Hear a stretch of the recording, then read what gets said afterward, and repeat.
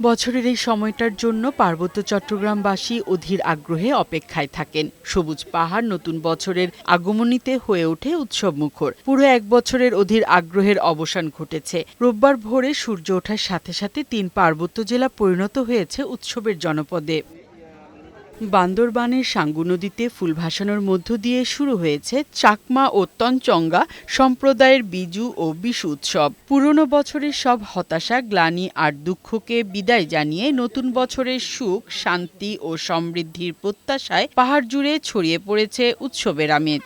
হরেক রকমের ফুল, পাতা আর নানা প্রাকৃতিক উপকরণ দিয়ে সাজানোর ডালা পানিতে ভাসিয়ে সৃষ্টিকর্তার কাছে তারা মঙ্গল কামনায় প্রার্থনা করেন। এই সময় ঐতিহ্যবাহী পোশাকে সজ্জিত তরুণ তরুণীদের উপস্থিতি উৎসবে যোগ করে ভিন্ন মাত্রা। ভগবানকে উদ্দেশ্য করে নদীতে ফুল ভাসিয়ে ভগবানের উদ্দেশ্যে পূজা করার মধ্য দিয়ে আমরা মূলত আমাদের এই বিশেষ আনুষ্ঠানিকতা শুরু করি। মূলত আমরা মনে করি জলদেবতার কাছে অর্থাৎ শিবলী বুদ্ধের কাছে ফুল ভাসালে আমাদের মনের সকল ইচ্ছা আকাঙ্ক্ষা সম্পূর্ণরূপে পূরণ পাবে।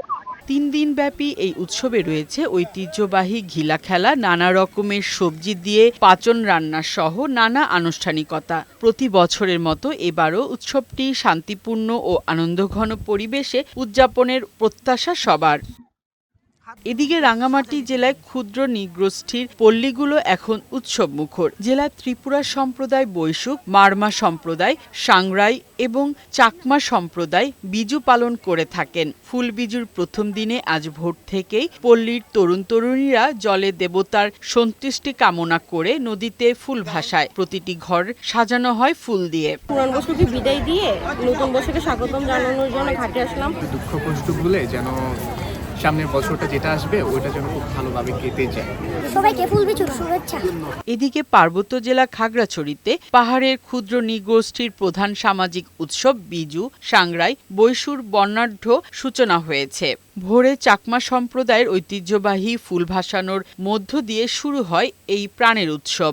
জেলা সদরের খবংপুরীয় এলাকার চেঙ্গি নদীর তীরে জড়ো হন চাকমা সম্প্রদায়ের নারী পুরুষ। রঙিন ঐতিহ্যবাহী পোশাকে সজ্জিত বিভিন্ন বয়সী মানুষ একসাথে নদীতে ফুল ভাসিয়ে জানান দেন উৎসবের আগমনী বার্তা। এখানে সবাইকে দেখে অনেক ভালো লাগছে। আমি নিজেও ওদের ট্রেডিশনাল ড্রেস পরেছি। পুরনো বছরে যে দুঃখ, মানে কষ্ট বা বেদনা, অপ্রাপ্তি, সেগুলোকে ভুলে গিয়ে নতুন বছরকে স্বাগত জানানো হয় ফুল ভাসানোর মধ্যে দিয়ে। এইসব উৎসবে পাহাড়ি জনগোষ্ঠীর পাশাপাশি বাঙালিরাও অংশ নিয়েছে, যা ৩ পার্বত্য জেলায় সাম্প্রদায়িক এক অনন্য উদাহরণ সৃষ্টি করেছে। এই বন্ধন আগামী বছর জুড়ে বয়ে চলবে বলে আশা স্থানীয়দের। ফারহানা শিমু, বৈশাখী সংবাদ।